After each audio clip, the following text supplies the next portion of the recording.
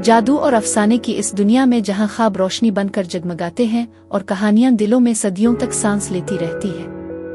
दूर बहुत दूर एक ऐसी वादी थी जिसकी हुआ में मोहब्बत की खुशबू घुली हुई थी और जहां इंसाफ की रोशनी कभी मद्धम न पड़ती थी। इसी वादी पर एक दाना बादशाह की हुकूमत थी जिसके महल में 3 शहजादियां थीं, हसन किरदार और तकदीर की 3 रोशन किरणें। सबसे बड़ी शहजादी सारा गुरूर के मखमली पर्दों में लिपटी रहती, खुद को हमेशा दूसरों से बढ़तर जानती और दिल की सच्चाइयों से नजरें चुरा लेती। दूसरी शहजादी मीना ज़हीन, चालाक और नोकीले लफ्जों की मालिक, मगर उसके फखर में एक खामोश कमजोरी, एक अनदेखी लर्जिश छपी थी जिसे वो खुद भी समझ न पाती। और तीसरी सबसे छोटी शहजादी सोबिया, इसके चेहरे पर ऐसी नूरानी मुस्कुराहट थी जो देखने वाले के दिल को सुकून दे।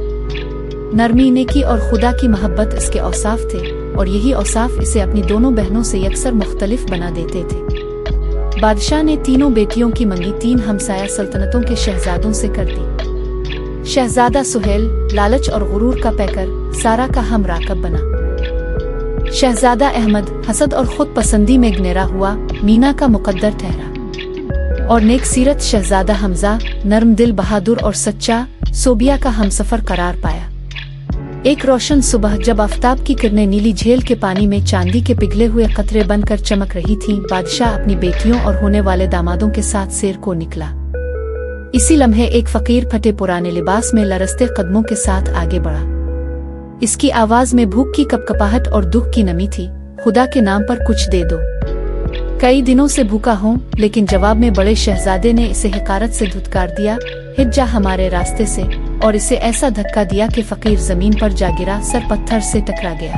मगर उसकी बेबसी सुनने वाला कोई न था। सोबिया पीछे से आ रही थी। मंजर देखकर उसका दिल तड़प उठा। वो दौड़कर फकीर के पास गई, इसे सहारा दिया, अपने गिले की कीमती हीरों की माला उतार कर उसके हवाले कर दी। फकीर की आंखों में आंसू अलिफामिड आए। इसने लरसती हुई दुआएं दी और आहिस्ता आहिस्ता वहां से चला गया। इतने में सारा ने झील की जानिब इशारा किया। वो देखो, सुनहरी कुश्ती क्या खूबसूरत है। किनारे की तरफ बढ़ती हुई चांदी की जंजीरों में जकड़ी वो कुश्ती वाकई किसी आसमानी नेमत की मानिंद चमक रही थी। सारा ने बेसब्री से कहा, चलो इसमें बैठते हैं, पानी की सैर करते हैं। मीना भी फौरन राजी हो गई। लेकिन सोबिया ने धीमे अंदाज में कहा, शायद हमें एहतियात करनी चाहिए। ये कुश्ती आम ही लगती। सारा हंस पड़ी, तुम तो हर बात पर डर जाती हो। और आखिरकार सोबिया भी खामोशी से कुश्ती में बैठ गई। कुश्ती अभी पानी का सीना चीरती आगे बढ़ी ही थी कि एक जोरदार छपिक्का हुआ। एक बोना, एक अजीब व गरीब मखलूक, खौफ और गुस्से से भरी आंखों के साथ कुश्ती पर आ बैठा। इसकी आवाज में ऐसी दहशत थी कि लम्हा भर को हुआ भी साकिन हो गई। इसने चांदी की जंजीर खोली और धाड़ा, बादशाह के लोगों, अब जान लो कि गरीब का दिल दुखाने का अंजाम क्या होता है।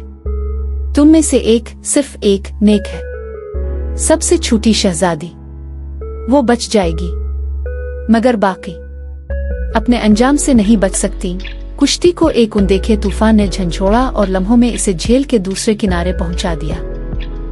वहां एक गहरा कुनवा था, एक ऐसा अंधेरा जिसकी तह में खौफ सांस लेता था। बोने ने तीनों शहजादियां एक टोकरी में बिठाकर अंधेरे में उतार दे। बादशाह और शहजादे मदद के लिए दौड़े, मगर देर हो चुकी थी। एक शहजादा उतरा, गायब। दूसरा उतरा, गायब। हर रास्ता अंधेरे में गुम हो गया। तीसरे दिन शहजादा हमजा नीचे उतरा और अचानक दुनिया बदल गई। ना अंधेरा, ना कुनवा, बल्कि एक सरसब्ज वादी, एक जादुई महल और वही बोना, अब इस दुनिया का बादशाह। ये वो मकाम था जहां आजमाइशों की असल जंग शुरू हुई, सच्चाई और धोखे के दरमियान, वफादारी और लालच के दरमियान, और अंजाम वही पाया जिसे दिल की रोशनी ने चाहा।